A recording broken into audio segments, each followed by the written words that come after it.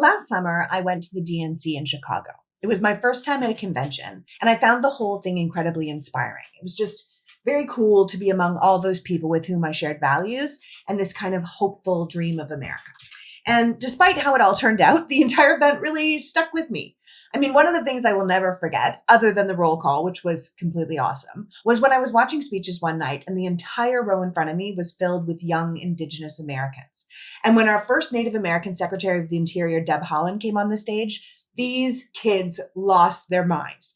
It was what I imagine it must have been like watching teenage girls scream for the Beatles. Their enthusiasm was so contagious that I couldn't stop smiling. They were just screaming, Auntie Deb, we see you, we're here. And I thought, oh, could there be a better illustration of why representation matters? This is why it makes a difference. When we have a society that reflects who we all are, people get to see themselves and we get to see them. It was just such an awesome moment.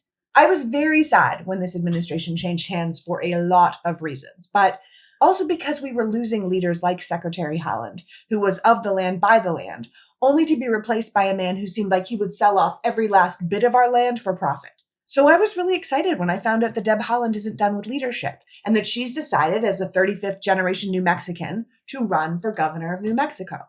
Now, I don't know if you've ever been to New Mexico, but it's really gorgeous. Like, really reminds you how much the environment and the people are connected. I think we often forget it when we live in cities or more urban areas, but New Mexico really brings home how intertwined we are with the planet and how we treat it as important. As Secretary of Interior, Deb did things like addressing the climate crisis and focusing on environmental justice. She made sure that we were funding things that would reduce pollution and improve America's health outcomes, while also prioritizing a transition to clean energy. And that's for us and for the economy. When she was a congresswoman, she brought hundreds of millions of dollars back to her state. She delivered these well-paying union jobs and she improved water infrastructure and access, all super important things. As governor, she wants her state to be economically and ecologically stable. In a time where our federal government is actively trying to sell our national parks and forests to the highest bidder, she wants to restore and protect public lands and expand outdoor access and support the development of new renewable energy infrastructure.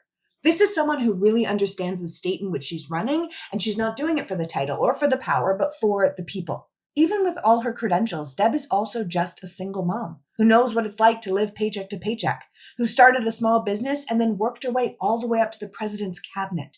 Now she's home, and we need to support her success because the last thing we need is another red state governor giving away all our rights and our lands and our freedoms. Deb will represent the people of New Mexico, but also the values I saw at that convention: hope, unity, progress. There is a reason that group of young activists just lost their mind when they saw her.